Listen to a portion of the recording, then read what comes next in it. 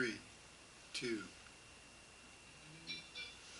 Hey, what's up, everybody? Just turning the music up.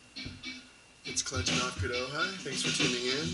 Tonight we're going to listen to a little Joe Jackson. The album is called Look Sharp. Cool little album. Alright, so today we're going to do Prepping 102 theory. Prepping 102. So, I used to say in my old job, you have to ask the right questions. Who's asking the questions? So, in Prepping 102, we start with some questions. First question is, what is going on around here anyway? All things serious. What's going on? What's going on around here? Is it a fire? Is it an earthquake? Is it social unrest? Is it looters coming down the street? Is there smoke in your room? Is it safe to go outside? What is going on? And you might think these are far-flung questions, but they're not. I've encountered a lot of these already. Recently in the Thomas fire, we had to evacuate within a few minutes, twice. Luckily I had the go bag staged in the middle of the living room ready to go, and we were able to move out pretty fast. We were lucky, nothing got damaged, but a few houses at the top of our street got burned down completely, so we were lucky, but we were prepared just in case. So, you never know what the situation's going to be, so there's no one bag or one plan that's going to fit all. So what I like to do is have different bags for different situations, and kind of bags for a light situation, a medium situation, and heavy loadout is how I call it. So at all times I carry around what I call my car bags, which are two very light bags, and they're not really meant to survive more than a day or so, although you can probably go longer. After that is my 72-hour bag. That bag's about 27 pounds. It's about the most I can carry in long distances, 20 miles. And that bag is more significant. It has hiking boots, more water, more shelter, more food, more survival gear. Communications enter in at that point. When I talk about communications, we'll have a totally separate video regarding this, as it's an in-depth category. The next category would be my go bag. Now, I can still handle my go bag, but it's about 50 pounds, which is getting really above the weight limit to carry any long distance. I usually think I'm probably going to have a car with my go bag, which makes it totally possible in my pickup truck. Some, prepping experts say that you never want to carry a bag more than 50, you're never going to be able to carry it far, and that's true. But I would say consider this. Why don't you take as much as you can carry, as far as you can carry it, and then hide it, or, as a little cache, where you could come back later and pick up any supplies that you couldn't carry immediately out. This way, you still have a chance to save some of your resupply. So that would be my suggestion. Anyway, after that comes the medium loadout, which would include a more elaborate communications bag and more supplies, first aid, water, food, shelter. Then the heavy loadout would be pretty much like you're going camping. We've got a camping bag with axe and tents and MREs and more complicated equipment, base type equipment. And lastly would be bringing all the peripheral equipment, extra radios, extra gas masks, things like that. So that's kind of the different stages of the loadout, and we would definitely won't finish all of it tonight, but let me just get you started on the overview, and you can see how you can start from very basic to crazy. Now remember, I've been doing this a long time. I've been worried about some type of emergency happening, and they have, and we've been prepared, and we've used things in the bags. we're glad we had communications, or when the power went out on our street in LA, we were the only ones with lights and internet and communications.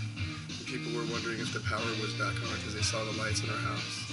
I've got gas generators, solar generators, so there's no end to it, to being prepared.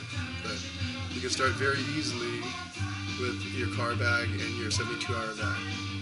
And remember, we talked about this in earlier videos. This is, you have insurance, car insurance, house insurance, fire insurance. You do all that risk assessment. Why wouldn't you insure the most important things and people in your life, your family? So that's what being prepared is about, and that's what prepping is about. So thanks for joining the Prepping 102 theory class on bags and go bags. And here we go. We're going to start. This is just an overview. All right, we're listening to Ojai. All right, so this is my car bag. This is basically just food and water. I have things like water packets that are easily kind of packed in a bag like this, beef jerky and other trail mix type food, fishing gear. There's a lot of streams in Ojai where you can catch your own fish and cook them. This is another kind of, if you watch the mini survival kit program, we also have, I made a little bit larger one so it just has more. But it's basically the same thing as you saw earlier in the survival kit. Right. So this is kind of the car bag itself. This is just kind of supplies. So the car bag has things for like an overnight. If you get trapped in a snowstorm, if you get shut off because the roads are closed, either through fire or by social unrest, or a lot of reasons why you could be barricaded away from your house and your family for a day or two. I have this Uniqlo jacket, as you guys all know, folds up into a little ball, very warm, very good. A straight blade, I suggest everyone has some type of straight blade, not just a pocket knife, something strong that you can pry open your car door, pry open something you have to, or defend yourself, self-defense. I'm not going to really get too much into self-defense, but I'll just say this. It's up to you and only you to protect your family. No one's going to come and help you in the end. I have experience in this. And it's up to you to defend your family and no one else. No excuses. But that's all I'll say on this topic. So what I think is really important that I carry around in all the bags is some type of real serious gas mask setup. Now these are made in Israel. They're about $27, and I have enough for all my family members, and really more than that. They're in almost every bag. They're really lightweight. They all come with, they don't come, but I have special filters that you need to buy extras that have, these are chemical, bio, and nuclear rated. So we're ready for anything. If there should be smoke in your house, I think most people don't realize that smoke inhalation is more dangerous than the fire itself in dying. Also tear gas, pepper spray, COVID. What if Coors Light 12 comes next year and it's more deadly? This will probably protect you. So this is what I carry just in my car at all times. This has tools, a little, survival kit, flashlights, other tools, probably more tools, flashlight, charging units, etc. So this is in my car at all times. Alright, this is my 72-hour bag. This setup comes with hiking boots, knee pads, because I'm getting old, and communications start here. So these are the standard radios that I use. They're FM transceivers, 8 watt. You're really not supposed to be able to use 8 watt without a license. They're also ham radios, multiple frequencies. In order to use the ham frequencies, you have to have a license, which is an easy test that you can take. With that, you can talk via repeaters across the country, across the world. You can listen even to the space station from this little radio. And it has hundreds and hundreds of channels that can be secured, and the channels can be locked with your own codes. Okay, so this is a 72-hour bag. Much more stuff in here for shelter, cordage to build a shelter, more food, more jackets, socks, headlamps. This will probably definitely last you for 72 hours. Alright, so this is what I would consider the light loadout. Heading to a medium loadout would be my big go bag. This go bag is about 50 pounds, and about 5 pounds is my sleeping bag. This has my sleeping bag, a pad, a hammock, so any sleep comfortably and warm outside. This go bag again has its own radio. We have, of course, code books that we've already trained and drilled on what frequencies that we use, what are our backup frequencies, what are our patrol frequencies, what are our emergency frequencies. We also have maps, just in case the internet is gone. We live close to the Los Padres National Forest, so we can easily hike out of here and be in very remote, secure areas very quickly within a few hours. And so we have located on the maps where we would possibly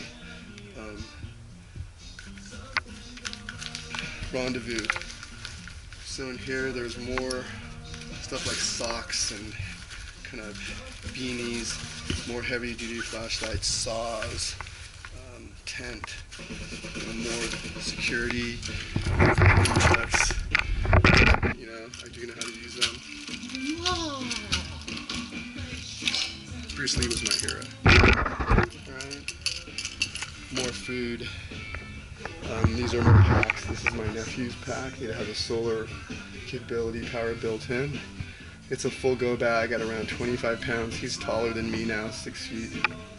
So he can handle that. This is the separate communications bag, which has its own set of both the different types of radios that you carry. And this is a regular Citizens Band radio and Weather NOLA monitoring radio. And this is our FM transceiver that we've been talking about. This one's outfitted with a larger aftermarket Japanese-made Nagoya antenna, which are really good quality. And these so you don't have to go into your bag and you have an outside mic. Alright, so now we're going to move on to a heavier loadout. If you're bringing your truck, you can carry more stuff and you probably have more people with you. You'll need more supplies.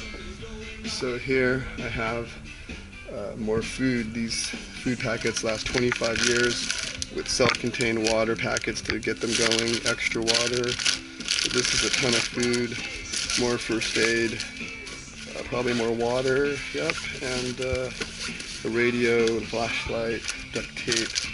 Here we've got another gas mask. Peanut butter is always good, a big tub of it, space blankets, everything you could possibly need here. Tents, stove, a Dutch oven, manuals, folding shovel. This is for like when we're out. It's basically we're camping. Let's see what else. So as we move on, if you have your truck, my Ford F-150, you will be able to also bring more. So this is like, okay, we're going camping now, but we're actually bugging out to our locations not too far away in the Los Padres. So this is full camping. This is an axe, more gear. This is full camping gear. It's butane stove, tent, all kinds of fishing gear and survival gear. These are MREs, meals ready to eat, military. Lasts another 25 years or 12 meals, 24 meals. So this is basically a month's worth of food for a person. We've got a lot of those stockpiled. This is a more heavy-duty medical kit. This has all the anti-malaria, antibiotics, Z-Pack, all the stuff that I take on trips that I never use, and I store in here. And more intense medical stuff like for bandaging and cutting. This is more than your average first aid kit. More maps here, where we're going, shovels, really more heavy duty gear.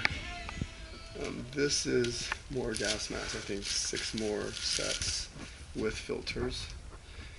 And over here is our communication kind of setup. These are the radios. Now you're thinking, I can't afford these. Actually, you can buy a set of 5 of these radios, which are these FM high power transceiver radios. They're amazingly fun to play with, for about $179, all 5. You can't even buy one fancy shoe for that. Not even like the strap. These are the CB radios, and this is a scanner. Just want to show you the versatility of the CB radio that we carry. This is the car adapter. That's all it is. This is a full CB radio. You could hook up another antenna to this on the roof of your car, and you're ready to go.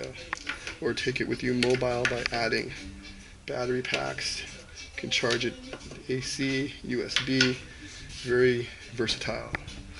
And you can also use, we're going to make a base station, a CB base station with that Cobra night watch. So we have a base communications. Because, as we found out in fires and other power outages, the cell phone towers near you run out of power. And when they lose power, guess what? You lose signal. And that's that. So this is the crazy prepping bag setup. And you take as much as you think you can take, as much as you need. And more importantly than having the stuff is having the plan. And before you can have the plan, you have to believe that it's necessary, and you have to start preparing little by little. Alright, thanks for watching Prepping Theory 102. We'll go into more depth in some more of these bags later. I just wanted to get some of this out so you knew how important some of this stuff could be to you very shortly. Alright, thanks for watching. Clutch it, Ockford, Ojai, out.